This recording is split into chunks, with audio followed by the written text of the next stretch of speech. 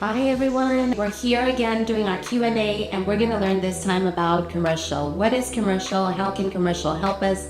It's one of the branches that we actually can go into. And so here today we have Shams with us. Shams, hi, how are you doing? Great. Thank you so much for being here. Absolutely.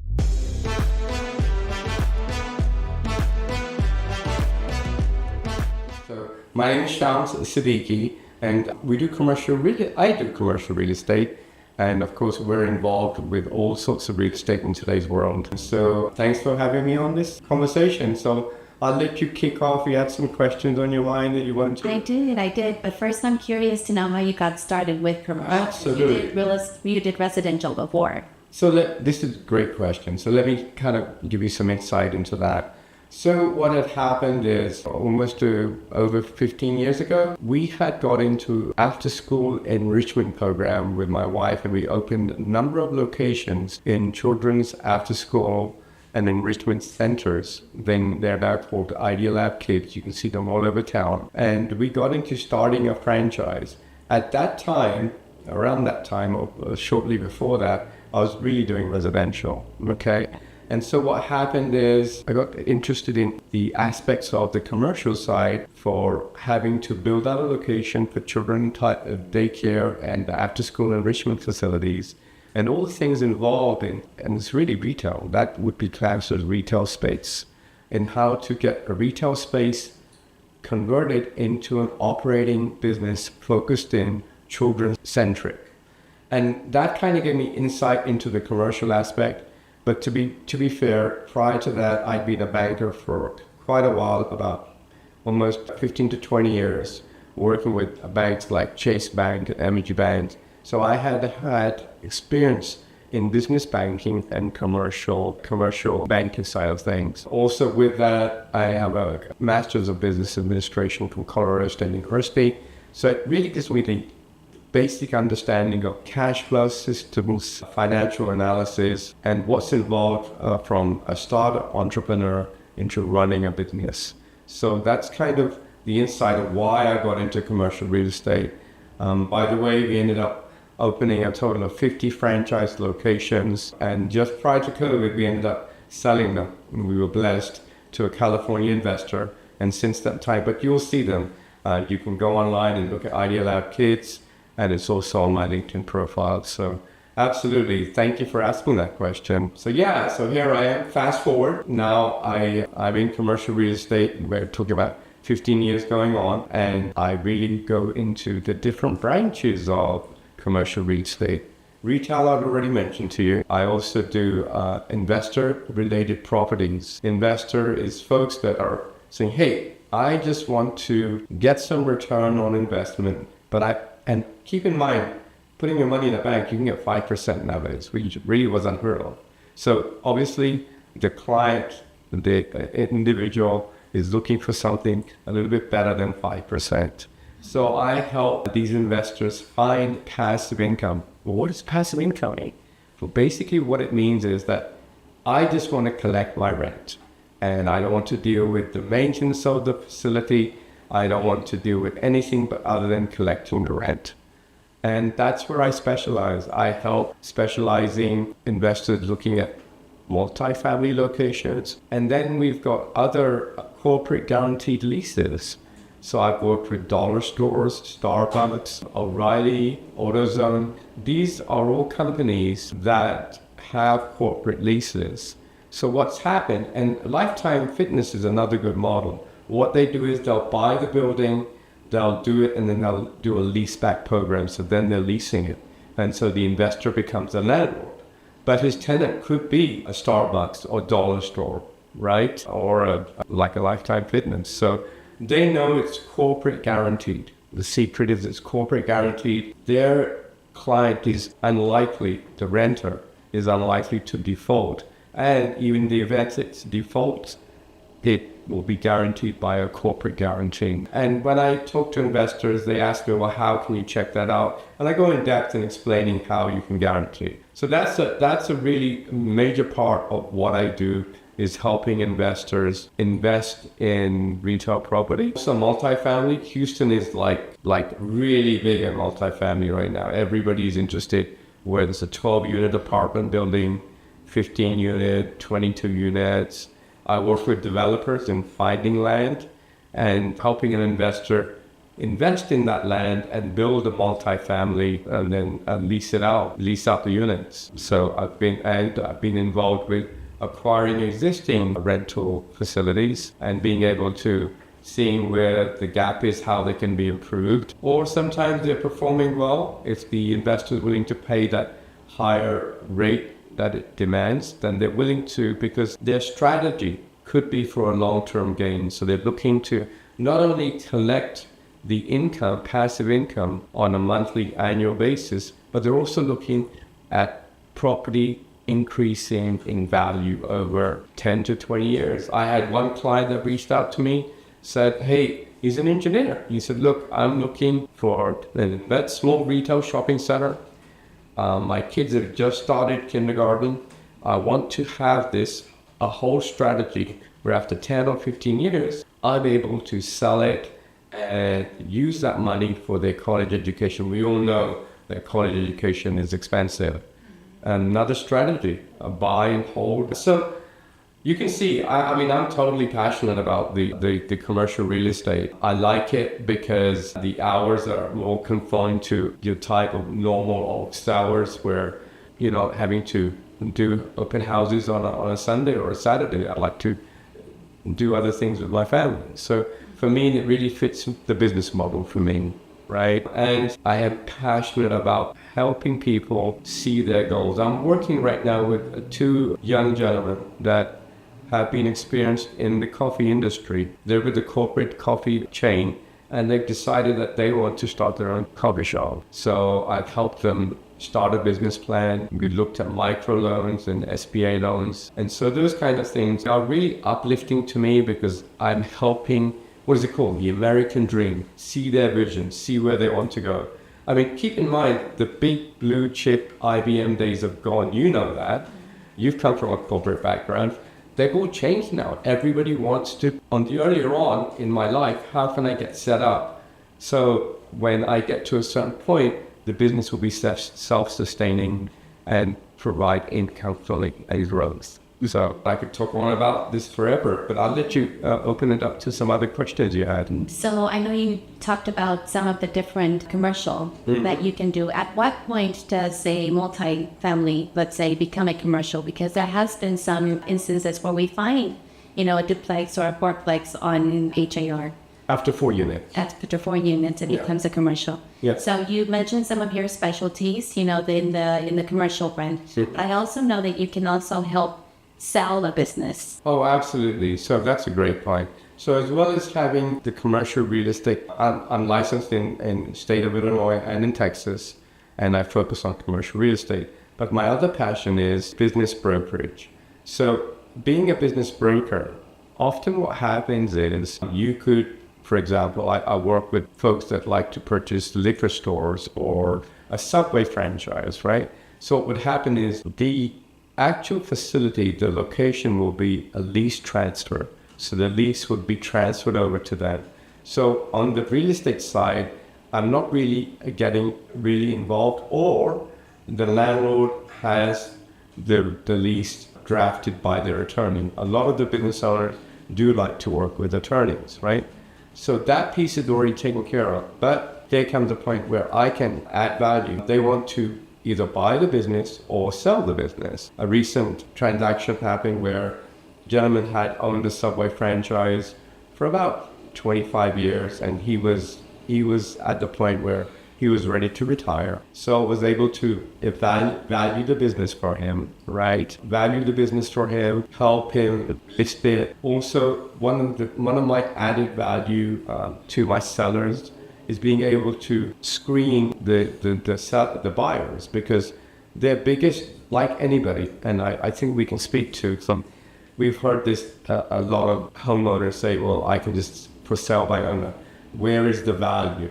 What the value is, truly, do you know how to filter out from someone that's truly a genuine inquiring and purchasing your business versus someone that's just kicking the tires and not qualified. Some of the things that I pre-qualify, if you will, for lack of a better word, for someone that wants to purchase a business is we ask for their background. Have they had experience? Because these are the key things that a bank is going to ask. When you're about to start a business, do you have experience in that field, right? I mean, no, I've never done this before. Well, if you've not been in the restaurant business, there's still some understanding of expediting cash flow, handling employees, being able to facilitate that. All those things come into play. So experience is really key. So someone that's looking to buy your business, are they experienced in that? And then, of course, if they're going to go for a bank loan, and yes, there are the same basic fundamentals, your credit needs to be good. Have you formed your company? A lot of people haven't even formed their company yet. Have they formed their company? And then if those things are good to go, banks will ask them for business plans, right? Have they had it, especially if you're a startup, have they had a chance to formulate a business plan? So my strength comes into understanding the business, being able to help facilitate the sale of that business, and also being able to, for someone who's buying the business, to explain to them what the advantages are in purchasing that business. I've even been involved with this business that was a smokehouse, and I did not know anything, and Texas is big on smokehouses, how the deers were hunted and the folks would get the hunted deer and have the smoked barbecue and packaged, and they did that. And they did smokehouse, did the lunches and the dinners. So it was like a restaurant, but it was just more than a restaurant. Of all the smokehouses, how they are and how it's all smoked. So there's a lot of different intricacies for businesses. And that's the thing. It's very worrying because a lot of folks that want to go and purchase a business and they talk to business brokers, or they say that the person is a business broker, but truly they don't understand the ins and outs of the business, how it functions. And we're not even talking about financial statements, cash statements. We're just talking about how the business will work, right? So I bring that expertise to business brokerage. Mm-hmm. So where do these commercial listings go? I know they're usually not on board. Oh, no, absolutely. So, everybody's heard of LoopNet, right? That is the biggest player. LoopNet now has been surpassed by CoStar, and CoStar is for commercial real estate. But as far as businesses go, business listings can be anywhere that the client wants to list them, all right? There's sometimes listed within the business broker community. Sometimes you will go onto Facebook and you'll see hotel owners have formed a group. So it's not really rocket science. It's really looking at the most basic elements that you can think of, and that's where those groups will be formed, right? Some of it's word of mouth, some of it's through the chamber. There's lots of different avenues of being able to facilitate your business. Sometimes if it's a franchise, that franchise brand will help you facilitate that sale, right? So if it's Mart Pizza, for example, or something like that, I'm not saying that they do, but that's an example of a franchise that may help facilitate that sale or acquire a new business. So it's not your M&S, correct? But having said that, I feel like the residential side is going to take a change towards the commercial side. We've recently seen, and I'm not going to get into this, but this NAR and the whole thing is saying more and more that people are going to go to the unconventional side of being able to sell their residential, just like commercial properties. So I think that's also going to happen. Yeah. But to answer your question, LoopNet was a big thing for commercial properties, and CoStar. CoStar really focuses. CoStar have a specific fee. As a commercial realtor, you sign on for that. It's pretty expensive, but then you're reaching out to all the commercial properties and all the commercial brokers that are involved. So you're within that group, right? What about Comgate? Okay, so Comgate, that's a great point. Comgate has recently expanded and now become part of Moody's Analytics. Moody's is really growing their platform. For anybody that's curious, you can go on and go on Moody's Analytics. They're growing their platform, and Comgate is trying to ramp up what's available on there. And I think through Moody's, Because everybody's heard of S&P and Moody's. They're a big index company. I think the reason why that's happening because everybody wants to get away from monopolies, with the CoStar Group net. So Colgate is up and coming, but whether it's there right now, I'm not sure everybody's using, because your tools are only as good as the information. And if everybody's not listing their businesses, their commercial properties, it's not a business platform, it's commercial property. See, so there's a difference. So the MLS here is very different to the MLS, say, in Chicago. If you go to the Chicago MLS, their business is listed on there. But here in Texas, we don't do that, but in Illinois, they do. So every state is different. Every county is different in what the way it's written. Do you have to have a license to sell businesses? No, great point. No, in Texas, you're not required to have a business brokerage license. Here's two things you need to have. You need to have a constant working relationship with an attorney. All the transactions I do I work with attorneys, and those attorneys will do all the necessary documents. Being a very important point, because errors and omissions insurance will not cover you for anything that may or could possibly happen in the purchase and the sale of business or commercial real estate. So attorneys are always, you have to partner with attorneys, and just like the appraiser or the inspectors, you have to have more than one, right? So when you refer to your clients, you offer them a choice. So these are the attorneys I work with. Which one would you like? You let them have their choice, right? How do you find an attorney? What kind of attorney are you actually looking for? Someone that works within business. Yeah. Okay, so I know we explained... Commercial real estate. Or commercial real estate, okay. So I know we explained commercial real estate, but how does it differ just for especially our new agents that are maybe considering to going into commercial? How does it differ from commercial and residential? So that's an excellent question. Here's the short and the long of it. Commercial transactions will have a longer life cycle. The reason being is when you're selling commercial real estate, there's different inspections that you have to do. And some of them, without getting too technical for this interview, they're related to environmental, right? Environmental, it's really depending on the ground contamination. Where do we see this? We see a lot of this involved in dry cleaners, in auto mechanic shops, in gas stations, where there's substance that could be prone to be dumped, or some of it escapes from leaking tanks. So environmental is very important. And to do it, there's two phases for an environmental, and that takes time.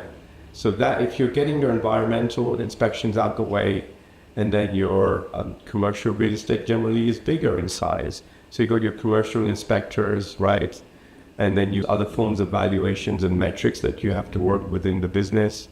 And then the valuation of the business itself. You can see that all these things are going to take time. They just don't happen, right? It's not like I can go online and just boom, I'm done with my... It takes time to get that analysis. So typically when we're doing a commercial contract, it's not unusual to 60-day close, So it's a little bit longer. It is. And so for those folks that are really looking to get a shorter turnaround in receiving their money, I would say you have to really prepare yourself well, to have your funds really well set and how you can pace yourself, however you want to design that. So that's really key. That's the difference on that. The other difference is you have to be good with numbers. There's no lies about this. This is it. You have to understand. Your investors are super savvy. They will ask you about return on investments. They will ask you about cap rates. They will ask you on cash analysis. All these things take time and understanding, right?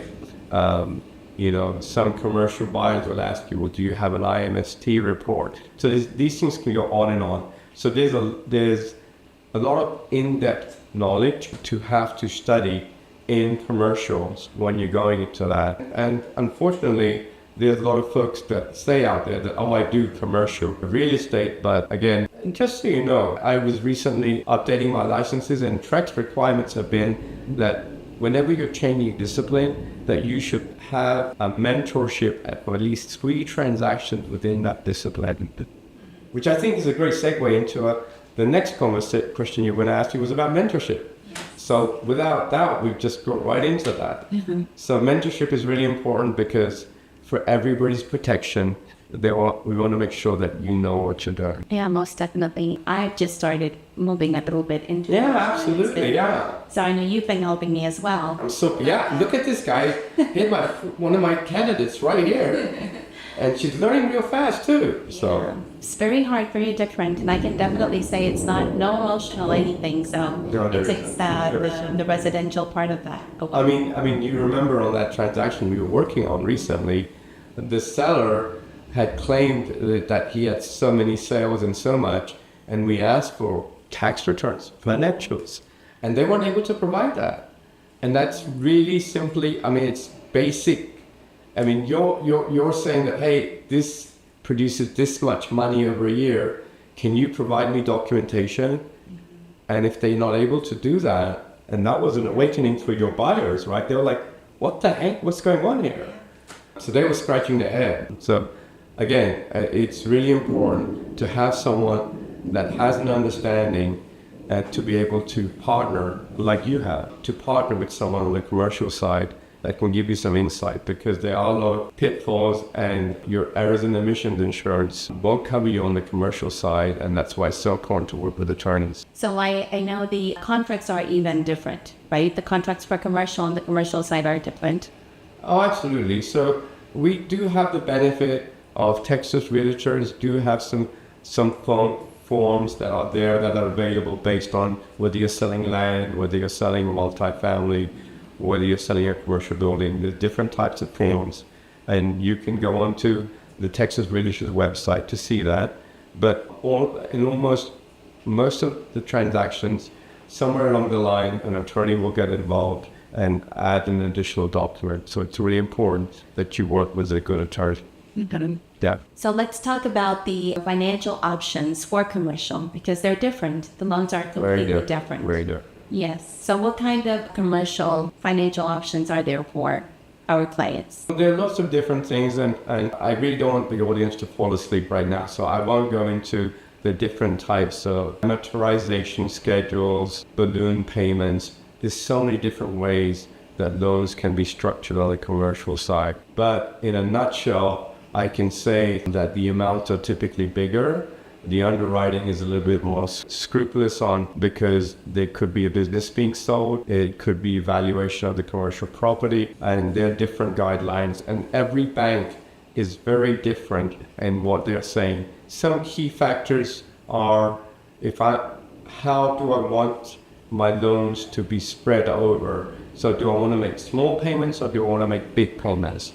So 30 years, I mean, we come from the residential side, 30-year amortization schedule, everybody understands. Just think of it this way. So on the commercial side, you get to choose different amortization schedules. Could be 20, 25 years, 30 years. Every bank is different. So that's the number one key. Interest rates are based on indices that are, it could be related to Wall Street Journal Prime, or what the prime rate is. And so then it gets very, very technical. I'm not a commercial lender, but it's something that is really based on those key factors and how much money you're putting down. Typically, your down payment is going to be a bigger amount. Anywhere from 20 to 30% is what's going to be required to put down, depending on the strength of the borrower and the strength of the business. So that kind of answers your question right there. What about land, commercial land? How does it differ from regular residential land? And also, is it listed on LoopNet and Comgate, or can it be listed on the MLS? No, it can be. You're right. Land is listed, but it also depends on the use, right? It is, like you said, it's on Comgate, which is an extension of HARP, right? How is it different? In the sense that, is it zoned for commercial use? Is it unrestricted? Right? And then all these other things, what is it developed or not developed? So I think there's lots of different things on the land. And is it agricultural, farmland? So there's lots of different niches within land. So how do you find the zoning and regulations considered for land? County records are the easiest. It's not, again, I always try and tell my mentees, let's not try and make it rocket science. It's really simple. It's just like if I'd ask you, how easy is it for you to see the taxes on a property? You can see county records, right? So there we go. Okay, good. What certifications do you need to be able to sell commercial and business property? Okay, so again, like I mentioned to you, the track requirement is to be, there's no specific requirement that you need. There are some good things to have. Accreditations, you've heard of this, the different commercial accreditation people get in commercial classes. And some of these commercial classes are even available in Harvard, right? So you can get the accreditations. Generally, you keep your license current, your real estate license, right? And then proficiency is what's the most important. It's like anybody that specializes on property management. They have to be proficient. It takes a very specialized person to be a property manager, as you know, right? Same thing in the commercial side. You have to be proficient. And pick a branch. If you want to say, I want to do industrial could be warehouses, right? Right. Or I want to do retail, okay? Retail could be your storefronts, your strip centers, or I want to do something that has a combination, like a car wash, right? It's really retail, but it could be anchored. Anchored meaning it could be in a Target shopping center or a H-E-B shopping center that's up there anchored. And it could be situated there. Car washes are one thing, multifamily. So really pick the lane that you want to stay in and get good at that. That's my recommendation. And master that, and then master something of this. There's so much to learn. The rental, we didn't talk about the rental side of leasing. How involved or how hard is it to get into rental commercial properties? So in other words, you have a buyer, you have a client that owns property. He bought a small office park, say for example, and he wants to lease out those office spaces, right? So essentially, you should have an understanding of what the client's potential income can be by doing an analysis on that. And also, more importantly, understand the cost of the client currently. How much is he paying on it? Is it financed? Because then you can really drill down to see if he puts it on the market based on the purchase price he paid for it, is he going to be able to make on his return on investment? Or maybe he's thinking, I just want to break even. I just want to accumulate in asset value. So. Okay, great. We've learned so much today with the commercial side of this. Yeah. So how do we get a hold of you and how much do you charge, or give us some like a little input as to No, that's a great question. So my name is Shams Siddiqui. I'm with JCAR, the sales group, and with JCAR Commercial. My email is shams@businessadvisory.services. My phone number is 713-412-2666. As far as the charge of what it costs them, look, my point is to do a joint mentorship. If you're really interested in becoming a mentor, then we work on the model that would work. And it's based on the value. Every transaction is based on a case-by-case basis. But generally, I would say it's during the course of the mentoring period, we try and keep it equal, because I'm wanting you to be engaged in doing it, and I'm also doing it with you, right? So if there's equal involvement, then it stands to reason there'd be an equal benefit to both parties. And whether the specifics on it, I'll discuss it on a case-by-case basis. I'm open to calls or emails. Just let me know. But I truly want you to know that if this is something you're considering, really know that this is something that you feel that you would have a taste for. Because, again, it's dealing with a lot of numbers. It's dealing with a lot of different types of businesses. And if that's something that appeals to you, it really does. And really, the world is your oyster. I've worked with nail salons, hairdressers, so on the retail side of things, those people that have an interest in fashion or hair, there is an aspect of that is really, people need to get their hair done. People need to get their nails done. These are aspects. People need to get dog grooming facilities. I can go on for endlessly. These are everyday things that people need. And I feel like getting into the commercial side and the business side, you're not only serving the immediate client, but you're serving the community by bringing that business to the community. So to me, that's the biggest play in this. and it's about relationships. I know a lot of people are really dazzled by the brand names. The brand is only as good as you are. If you're sincere with your clients, if you're honest with them, if you're able to respond to them. I mean, I hear this all the time. Well, my commercial realtor doesn't call me back. And I think that's really key. I mean, on your listing appointment, isn't that something that we discuss? Is that how communication? And the rest, the technical side, I can definitely encourage and guide and provide guidance. But I think where the basic clientele skills formulate, that's something that is how you would like to be served, is how you will serve other people. Yeah, most definitely. And if it's something that you cannot do and do not want to do yet, because you haven't taken any commercial or what have you, don't let go of that client of yours. Make sure that you can refer them out. We can also refer them to you. And I know we had talked about that, the referral process. Yeah, absolutely. So typically the referral fees are anywhere between 20 to 25% based on the potential transactions, and to formulate a relationship between, to me, there's external customers and internal customers. So a residential realtor, to me, would be an internal customer. And to form that alliance and that bond, I'm willing to provide up to 30% of referral fee on a transaction. And you're saying, hey, Shams, run with it. But here's my thing. I'll never let you feel that you're out on your own, without the client not knowing where the connection is. I'll reel you in, saying, hey, we're part of a team, we're working to meet your needs. And guess what? Recently, I was talking to a commercial hotelier, and he told me in talking that, yeah, his house was all paid off. The first thing I did was getting back to my referral source and letting him know, hey, by the way, you may want to update, his residential property is paid off, and he may be looking for an upgrade.